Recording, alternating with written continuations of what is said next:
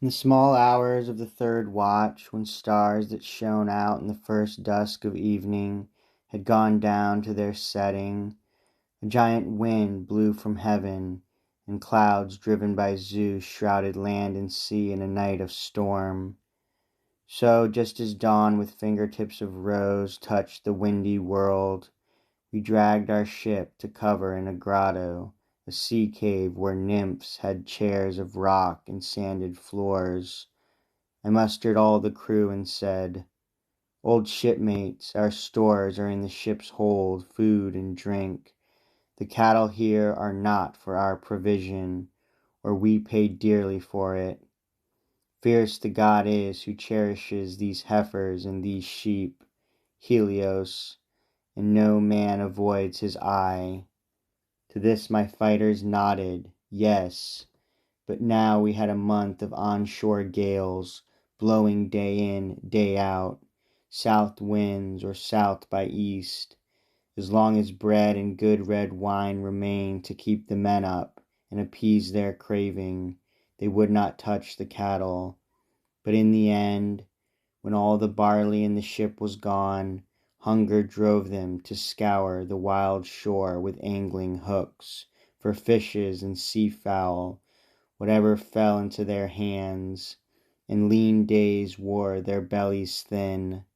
The storms continued.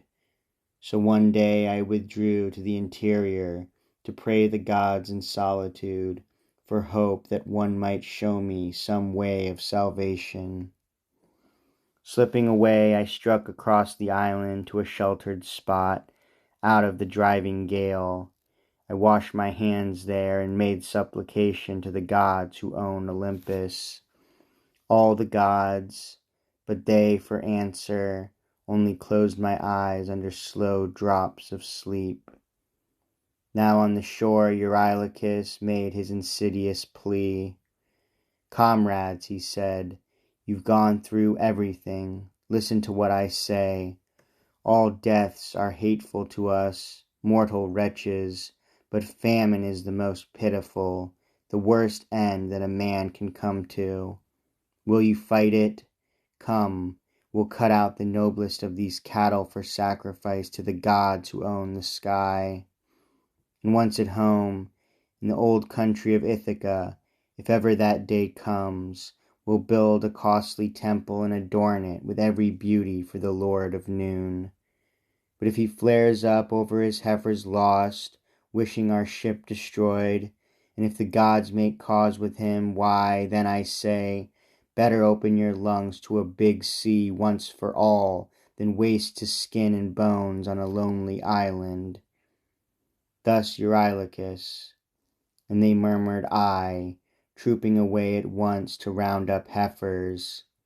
Now that day tranquil cattle with broad brows were grazing near, and soon the men drew up around their chosen beasts in ceremony.